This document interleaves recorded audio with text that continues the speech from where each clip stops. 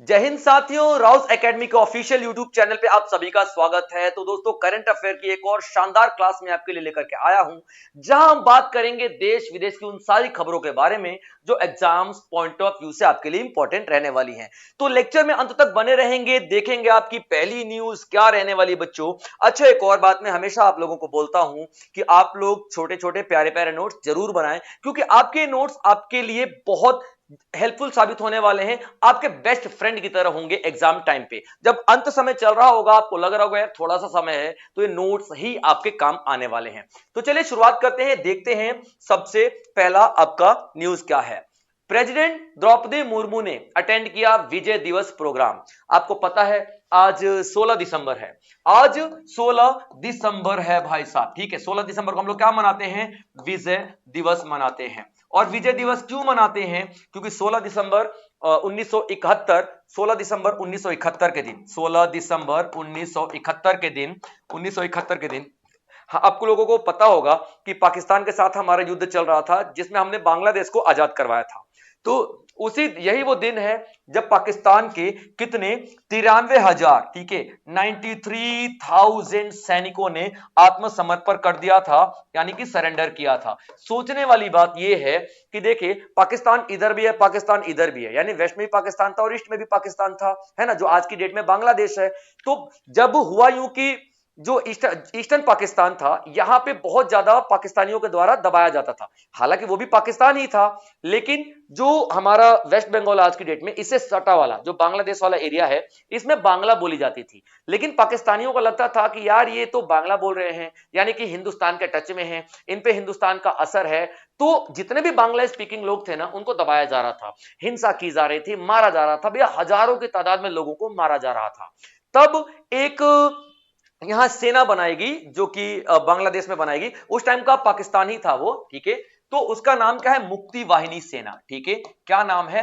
मुक्ति वाहिनी सेना कहेंगे हम लोग उसको, ठीक है। ये जब बनाएगी मुक्ति वाहिनी सेना, तो इसने भारत को बोला कि भाई हमारी हेल्प करो। तो इंडियन आर्मी ने हेल्प करने की सोची और इंडियन आर्मी ने बांग्लादेश की हेल्प की। उस टाइम वो ईस्टर्न पाकिस्तान हुआ करता था, आज बांग्लादेश बना है। तो ईस्टर्न पाकिस्तान की हमारी भारतीय सेना ने कोशिश की मदद करने की, और मदद की भी। और मुक्ति वाहिनी प्लस इंडियन फोर्सेस, ठीक है, प्लस इंडियन फोर्सेस में आर्मी, एयर फोर्स, नेवी तीनों ही शामिल थी, ठीक है, याद रखेगा।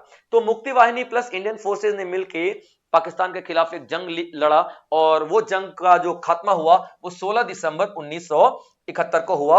और क्योंकि 93,000 तकरीबन सैनिकों ने पाकिस्तान के आत्मसमर्पण किया, ये दुनिया का सबसे बड़ा सैन्य आत्मसमर्पण था, सैन्य सरेंडर था उस वक्त तक का। सोचने वाली बात है बच्चों, ठीक है। और तभी बन गया एक नया देश, बांग्लादेश के नाम से जानते हैं। जितने भी हमारे सैनिक शहीद हुए थे ना, तो उनकी याद में 26 जनवरी 1972 को भारत के दिल्ली के लाल किला में अमर जवान ज्योति जलाई गई, ठीक है, याद रखना। क्या जलाएगा? अमर जवान ज्योति जलाई गई, ठीक है। और इस अमर जवान ज्योति को कभी भी बुझने नहीं दिया गया। ये उनकी याद, उनकी शौर्य, उनकी वीरता, उनके बलिदान की गाथा बताता है हमें, ठीक है बच्चों। तो इसलिए हम लोग विजय दिवस मनाते हैं 16 दिसंबर को हर साल। तो अभी दिल्ली में जो राष्ट्रपति भवन पे एक पूरा मीटिंग बुलाया गया, जिसमें द्रौपदी मुर्मू ने अटेंड किया। द्रौपदी मुर्मू ने ही नहीं, बहुत सारे नेताओं ने अटेंड किया, जैसे हमारे डिफेंस मिनिस्टर राजनाथ सिंह भी वहां पे मौजूद थे, ठीक है, हमारे पीएम साहब भी थे, उसके बाद हमारे प्रेसिडेंट साहब भी थे, ये सभी वहां पे मौजूद थे, ठीक है बच्चों।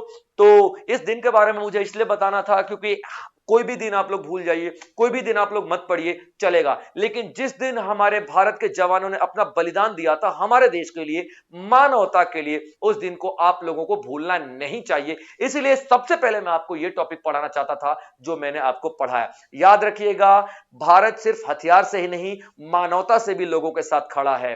भारत इंसानियत के लिए लोगों के साथ खड़ा है, और यही भारत ने साबित कर दिया था 1971 के उस जंग में, जब जंग हमारी थी भी नहीं, किसी और की जंग थी, किसी और पे अत्याचार किए जा रहे थे, लेकिन हमारे सैनिकों ने, हमारे भारत के आर्म फोर्सेस ने बढ़ चढ़कर हिस्सा लिया और यहां पाकिस्तान की कमर तोड़ दी, उसे घुटने टेकने पर मजबूर कर दिया और 93,000 सैनिकों को आत्मसमर्पण करने पर मजबूर कर दिया। यह है हमारी इंडियन आर्मी। चलिए आगे देखते हैं, अगली न्यूज क्या है।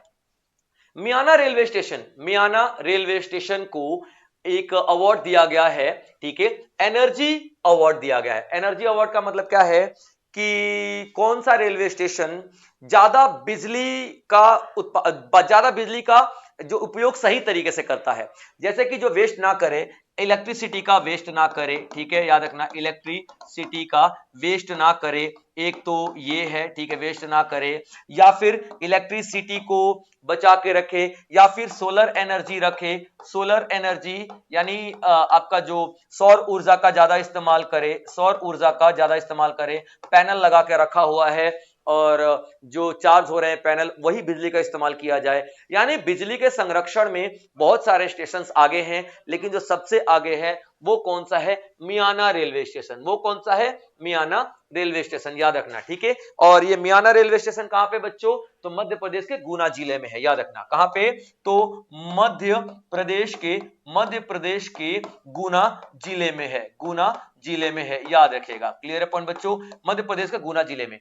तो इंपॉर्टेंट बात क्या है यहां पे याद रखने वाली कि मध्य प्रदेश के गुना जिले में मियाना रेलवे स्टेशन को कौन सा अवार्ड दिया गया है? तो ऊर्जा पुरस्कार दिया गया है, ठीक है बच्चों, याद रखेगा। और इंपॉर्टेंट बात क्या है कि यह पुरस्कार किसने दिया है? तो हमारे राष्ट्रपति द्रौपदी मुर्मू ने दिया है, ठीक है।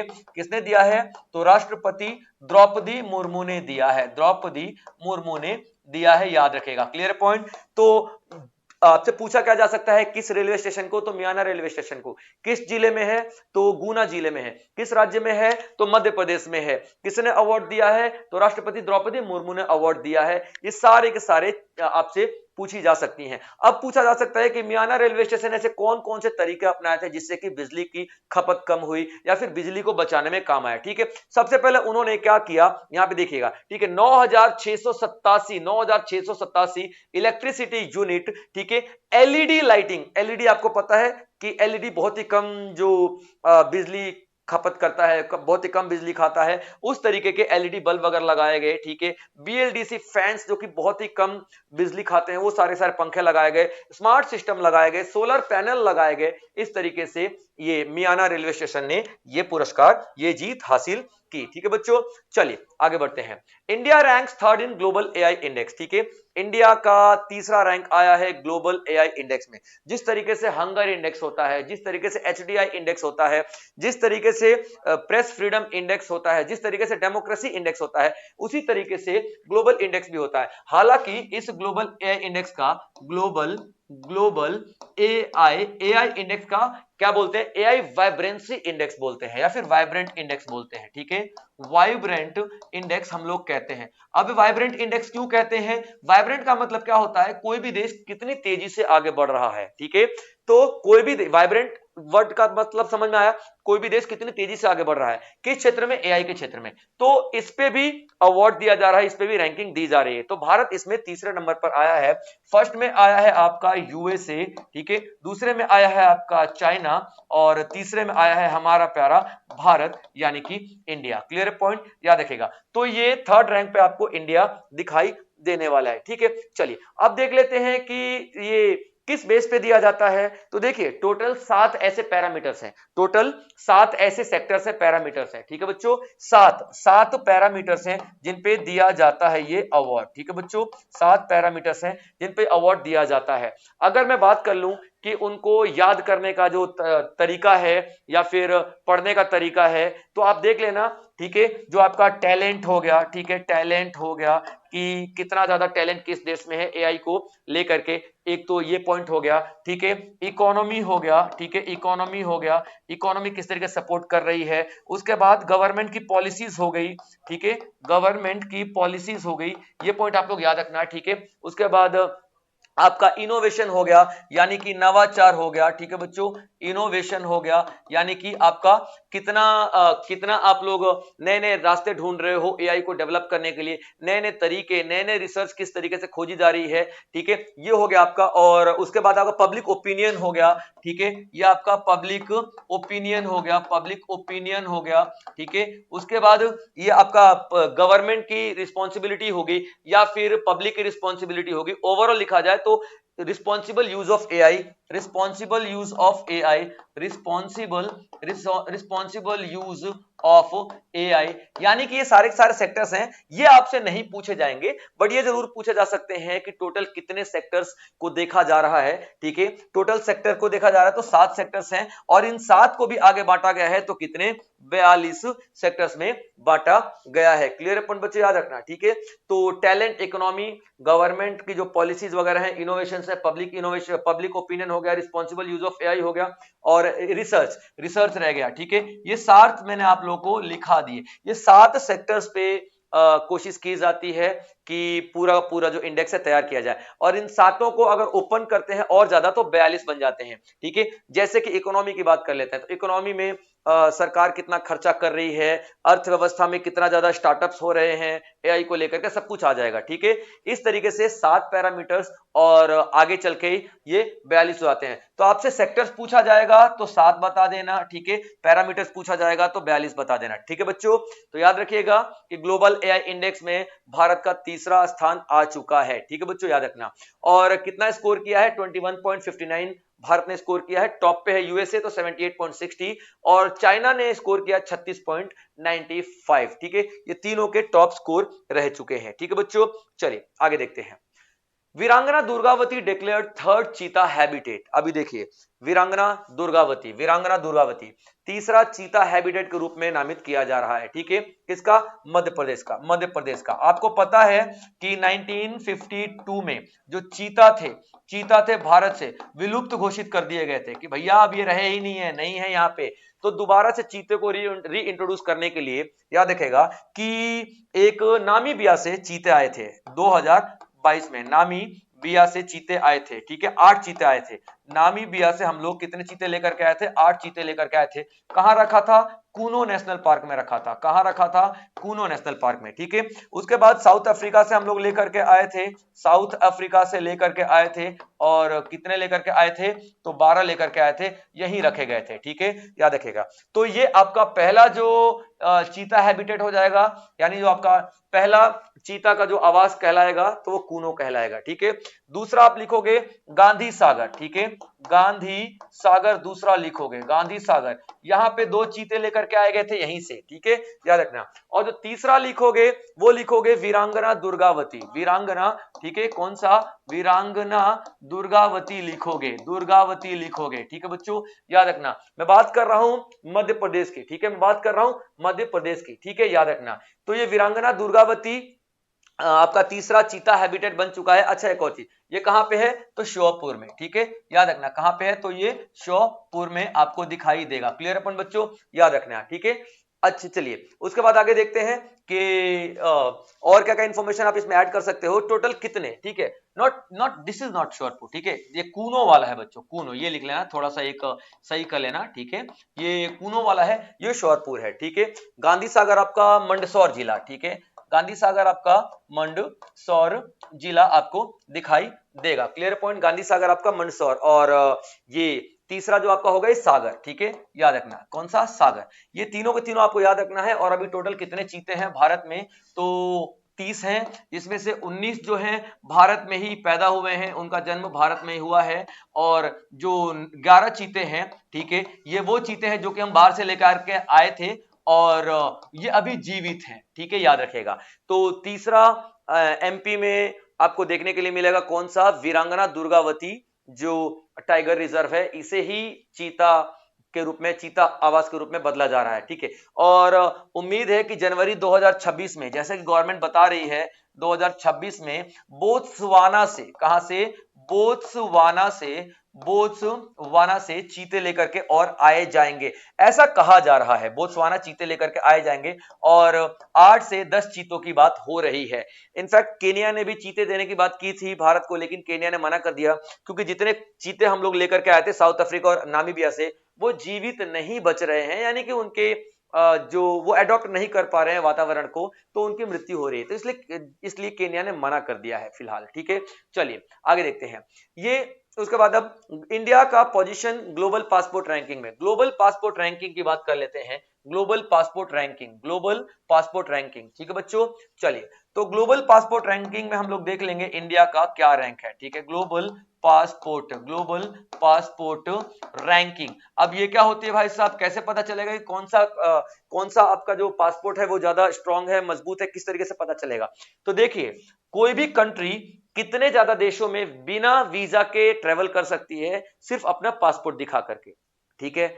अगर मान लीजिए कोई देश है वो 169 कंट्रीज में बिना बिना वीजा के सिर्फ पासपोर्ट अपना दिखा करके एंट्री कर सकती है, घूम फिर सकती है, तो वो ज्यादा पावरफुल पासपोर्ट कहलाएगा, ठीक है, याद रखिएगा।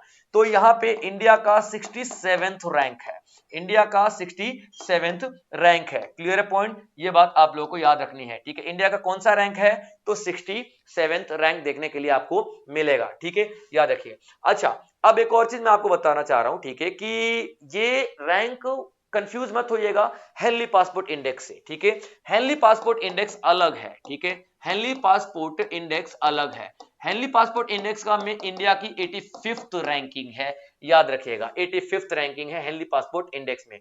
ये हेनली एंड पार्टनर्स इसको लॉन्च करते हैं, और ये जो लॉन्च किया गया है ये आर्टन एंड कैपिटल के द्वारा लॉन्च किया गया, आर्टन एंड कैपिटल इंस्टीट्यूट के द्वारा लॉन्च किया गया है, ठीक है, याद रखेगा, आर्टन एंड कैपिटल इंस्टीट्यूट के द्वारा लॉन्च किया गया है। और ये हेनली पासपोर्ट इंडेक्स लॉन्च किया जाता है हेनली एंड पार्टनर्स के द्वारा, ठीक है बच्चों, याद रखेगा। तो इंडिया का 67 रैंक आया है इसमें, और यूएई टॉप पर रहा है, यानी कि फर्स्ट रैंक रही है हमारे यूएई की। क्लियर पॉइंट बच्चों?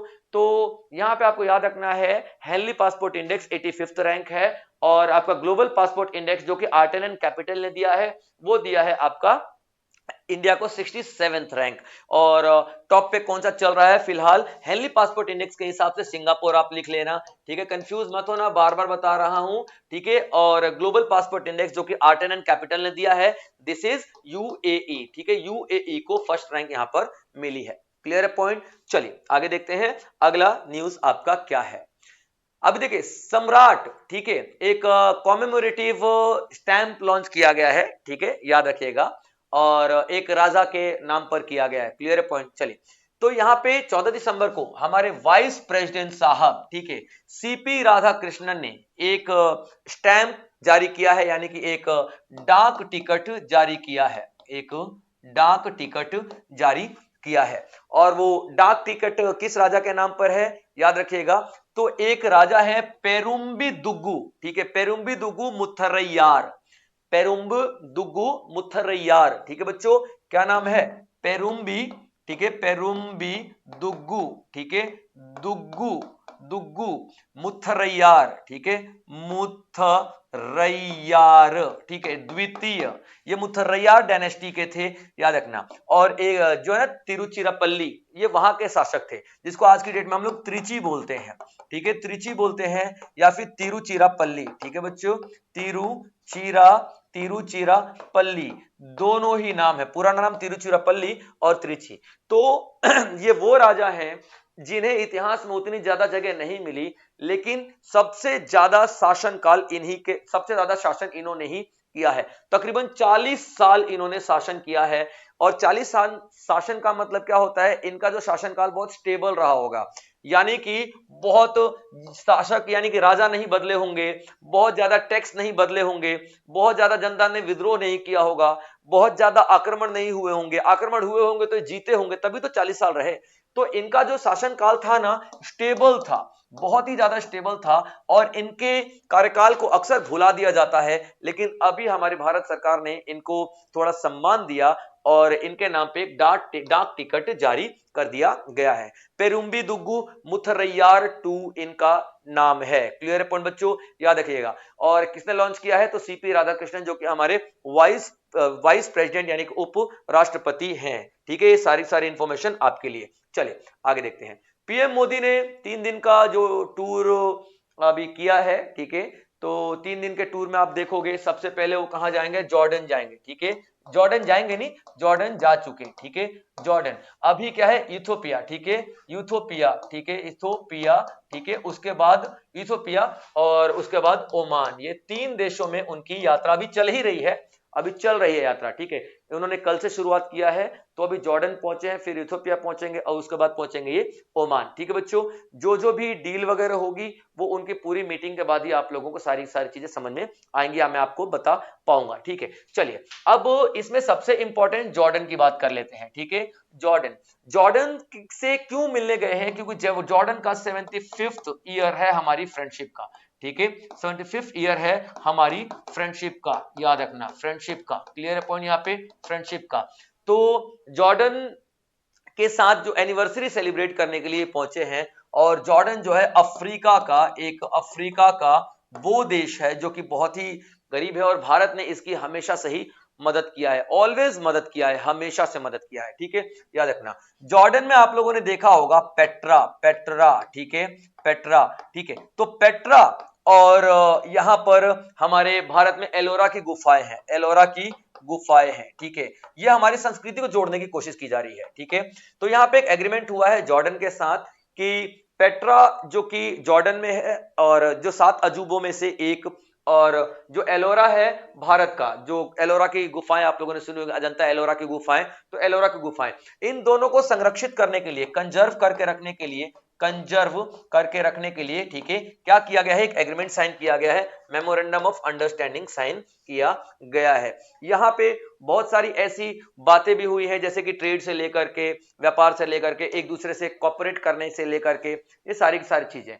और इंपॉर्टेंट पॉइंट ये है कि पीएम नरेंद्र मोदी को यहाँ पे जॉर्डन में बुलाया किसने था, इनवाइट किसने किया था, ये इंपॉर्टेंट पॉइंट है। तो याद रखना, अब्दुल्ला टू, ठीक है, अब्दुल्ला, अब्दुल्ला टू, जो वहां के किंग थे, जो वहां के राजा थे, उन्होंने बुलाया था। अभी देखिए, ये तो जॉर्डन में गए थे, तो जॉर्डन का मैंने आपको बता दिया, आज वो विजिट पे हैं इथियोपिया के, उसके बाद वो जाएंगे ओमान। तो मैं आपको बता दूंगा जैसे जैसे न्यूज आती रहेगी। फिलहाल जॉर्डन का था, तो जॉर्डन का मैंने यहाँ पे कवर कर लिया।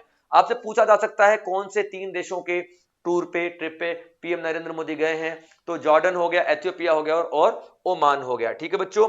चलिए आगे देखते हैं, अगला जो न्यूज है आपका वो क्या कहता है। एडीबी, एशियन डेवलपमेंट बैंक ने अप्रूव किए 240 million for Chennai metro expansion global AI, ठीक है। चलिए ये थोड़ा वो हो गया, ठीक है, याद रखना, इसको नहीं कवर करना बच्चों, थोड़ा ये मिसप्रिंट हो गया, कोई बात नहीं, ठीक है। चलिए अब देखते हैं एडीबी, ठीक है, एशियन डेवलपमेंट बैंक ने अप्रूव किया है 240 मिलियन, जो $240 million for Chennai metro expansion, ठीक है। देखिए चेन्नई में क्या है, ठीक है, चेन्नई में मेट्रो जो बनाई जा रही है, ठीक है, और ऐसा नहीं पहली बार बनाई जा रही है, चेन्नई में मेट्रो ऑलरेडी चल रही है। तो चेन्नई का जो मेट्रो एक्सपेंशन है, चेन्नई का जो मेट्रो एक्सपेंशन है, ठीक है बच्चों, चेन्नई का जो मेट्रो एक्सपेंशन है, इस मेट्रो एक्सपेंशन के लिए एडीबी ने, यानी एशियन डेवलपमेंट बैंक ने, एशियन डेवलपमेंट बैंक ने यहाँ पे लोन दिया है, ठीक है, लोन दिया है, ठीक है, कितना, 780 मिलियन का, ठीक है, याद रखें। और ये 780 मिलियन का पूरा नहीं दिया गया है, 780 मिलियन टोटल तय हुआ है, याद रखें, टोटल तय हुआ है, और इसको 3 फेज में देना था, जिसको हम लोग ट्रांचे बोलते हैं, 3 ट्रांचे में इसको देना था, 3 ट्रांचे में इसको देना था पूरा पूरा लोन को। तो एशियन डेवलपमेंट बैंक ने चेन्नई मेट्रो को एक्सपेंड करने के लिए लोन प्रोवाइड किया है, ठीक है। न्यूज में आपका 240 दिखाई दे रहा है, क्योंकि 240 सेकंड ट्रेंच है, सेकंड ट्रेंच है, याद रखना, 240 सेकंड ट्रेंच है, ठीक है, यानी 3 किस्तों में दिया जाना था। तो जो पहला जो किस्त था, यानी पहला जो ट्रेंच था, ठीक है, 350 मिलियन का था, दूसरा 240 मिलियन का है, और तीसरा 190 मिलियन, यानी तीसरा ट्रेंच 190 मिलियन का होगा। टोटल मिलाकर के 780 मिलियन यूएसडी यानी डॉलर बन रहे हैं। तो सवाल पूछा जा सकता है कि $780 का जो लोन दिया जा रहा है, किसको दिया जा रहा है, तो $780 का जो लोन दिया जा रहा है, चेन्नई मेट्रो के एक्सपेंशन के लिए दिया जा रहा है, चेन्नई को, चेन्नई की गवर्नमेंट को, ठीक है बच्चों। कितने फेसेस में दिया जाएगा, 3 फेसेस, यानी कि 3 ट्रांचे में दिया जाएगा। वो ट्रांचे कौन कौन से होंगे, 350 के, 240 के और 190 मिलियन के, क्लियर है पॉइंट, याद रखेगा। चलिए आगे बढ़ते हैं, अगला क्या आता है न्यूज। माइक्रोसॉफ्ट ने लॉन्च किया है MahaCrime operating system AI for Maharashtra police, ठीक है, याद रखिएगा। महाराष्ट्र पुलिस ने, ठीक है, महाराष्ट्र पुलिस ने क्या किया है, एक चीज याद रखना, ठीक है, महाराष्ट्र पुलिस ने यहां पर एक पूरा सॉफ्टवेयर लॉन्च किया है, एक प्लेटफॉर्म लॉन्च किया है जिसका नाम क्या है, महाक्राइम। नाम क्या है, महाक्राइम, ठीक है बच्चों, याद रखना, महाक्राइम नाम क्या है, महाक्राइम ओएस का मतलब ऑपरेटिंग सिस्टम, ठीक है, याद रखिएगा। महाराष्ट्र पुलिस ने किसके साथ मिलकर के, माइक्रोसॉफ्ट के साथ मिलकर के, ये न्यूज मैंने आपको कुछ दिन पहले भी दी थी, ठीक है, लेकिन वो न्यूज थी कि ये करने वाला है, लेकिन अभी सत्या नडेला ने अनाउंस वो कर दिया, इनॉग्रेट कर दिया, यानी स्टार्ट हो गया है। किसने इसका उद्घाटन किया है, तो सत्या नडेला ने किया है, सत्या नडेला ने इसका उद्घाटन किया है, ये बात आपको याद रखनी है। क्लियर बच्चों, तो सत्या नडेला ने इसका उद्घाटन कर दिया है। और इसमें किसकी कौन कौन पार्टिसिपेट करेगा, तो चलिए दो तो आपको पता लग गया, ठीक है, महाराष्ट्र पुलिस है और माइक्रोसॉफ्ट हो गया। इसके बाद एक कंपनी है साइबर आई नाम की एक कंपनी है, ये याद रखना, ठीक है, इसने भी लॉन्च किया है, ठीक है। और उसके बाद एक मार्वल है, ठीक है, याद रखना, एक मार्वल है। मार्वल क्या है, महाराष्ट्र पुलिस का पहले से ही एक सिस्टम चल रहा था, और पहले से एक एआई सिस्टम चल रहा था, मार्वल। तो महाराष्ट्र सरकार ने बोला कि भैया मेरे मार्वल को भी इस्तेमाल कर लो, और ये क्या पूरा सिस्टम बनाएगी कि सुरक्षा कैसे की जाएगी, ठीक है। और साइबर आई देखेगी कि सुरक्षा स्ट्रांग है कि नहीं है, यानी कि सिक्योरिटी देखेगी, ठीक है, यानी कि सिक्योरिटी देखेगी, ये बात याद रखना। और महाराष्ट्र पुलिस तो है ही जो क्राइम को कंट्रोल करने के लिए, और माइक्रोसॉफ्ट जो है ये पूरा टेक संभालेगा, यानी पूरे पूरी यहाँ पे इंफॉर्मेशन प्रोवाइड करेगा, ठीक है। तो चार चीजों का नाम याद रखना, किन किन ने मिल करके, तो महाराष्ट्र सरकार ने, ठीक है, महाराष्ट्र सरकार, ठीक है, याद रखना। दूसरा आप देखना, ठीक है, साइबर आई, ठीक है बच्चों। तीसरा आप लोग देखना मार्वल, ठीक है, तीसरा आप देखना मार्वल महाराष्ट्र सरकार का ही एक क्या है, एक पहल है जो कि पहले से ही चली आ रही है। उसके बाद आप माइक्रोसॉफ्ट, ये चार चीजों की आप लोग नाम याद रख लेना, चार चीजों का नाम याद रख लेना, ठीक है। तो माइक्रोसॉफ्ट ने मार्वल और साइबर आई के सहयोग से महाराष्ट्र के लिए 1100 पुलिस स्टेशनों में महाक्राइम ऑपरेटिंग सिस्टम लॉन्च किया। और कितने पुलिस स्टेशन है, तो 1100, ठीक है। और शुरुआत कहां से की गई है, तो नागपुर से शुरुआत की गई है, ठीक है। ये सारी इंफॉर्मेशन आपको याद रखनी है। चलिए आगे बढ़े, अब आगे देखते हैं अगला जो न्यूज आती है वो क्या है, वीबीएसए बिल 2025 यहां पर क्या कर दिया गया है, लागू कर दिया गया है, यानी विकसित भारत शिक्षा अभिस्थान, ठीक है, क्या है ये, विकसित भारत, ठीक है, नाम याद रखना, विकसित भारत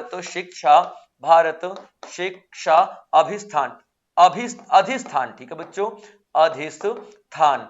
ये क्या है, ये बिल 2025 में पास किया गया है। और क्यों किया गया है, ताकि अभी देखिए जो हमारे भारत की शिक्षा है ना, वो अलग अलग हेड है हर एक शिक्षा का।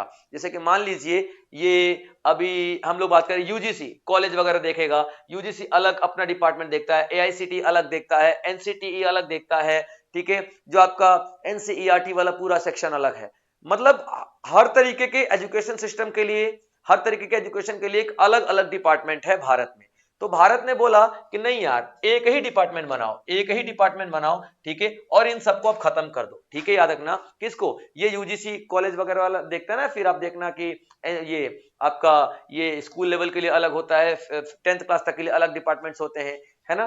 तो इन सबको खत्म करो, एक ही ऐसा सेंट्रल डिपार्टमेंट बनाओ, एक ही ऐसा प्लेटफॉर्म बनाओ, याद रखना, जिसपे हमारे भारत की सारी एजुकेशन सिस्टम आकर के लिस्ट कर दे, याद रखना, लिस्ट कर दे। तो यहां पे क्या किया गया है, वीबीएसए यानी कि विकसित भारत शिक्षा अधिस्थान ने यूजीसी को रिप्लेस किया है, हटा दिया है, यूजीसी की जगह ले लेगा, एआईसीटीई की जगह ले लेगा, एनसीटीई की जगह ले लेगा।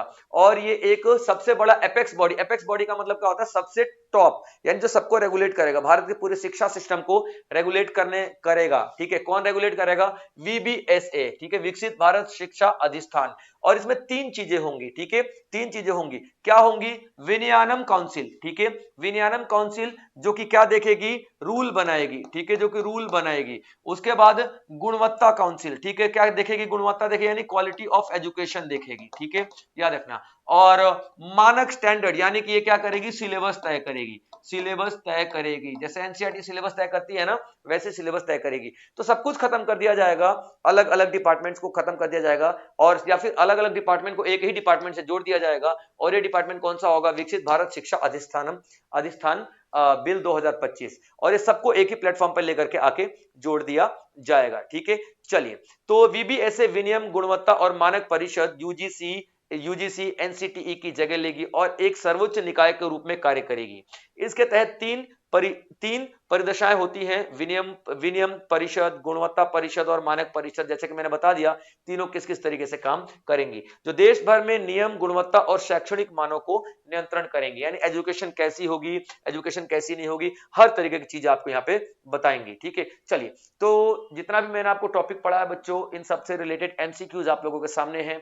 आप लोग एक बार एमसीक्यूज देख लीजिए, और उसके बाद आप लोगों को कमेंट बॉक्स में इस एमसीक्यू का आंसर करना है, ठीक है बच्चों। चलिए, मैं हट चुका हूं, आपको सारा कुछ दिखाई दे रहा होगा, ठीक है बच्चों। चलिए चलिए चलिए चलिए, ठीक है। चलिए, ये सारे के सारे एमसीक्यूज आप लोग को देखने हैं। चलिए, आज के लिए इतना ही, मिलेंगे कल फिर एक और लेक्चर में। शानदार लेक्चर होगा बच्चों, करंट अफेयर के हर एक टॉपिक पे हम बात करेंगे जो कि लेटेस्ट रहेंगे आपके एग्जाम पॉइंट ऑफ व्यू से। चलिए, तब तक आप लोग अपना ध्यान रखेंगे बच्चों। जय हिंद।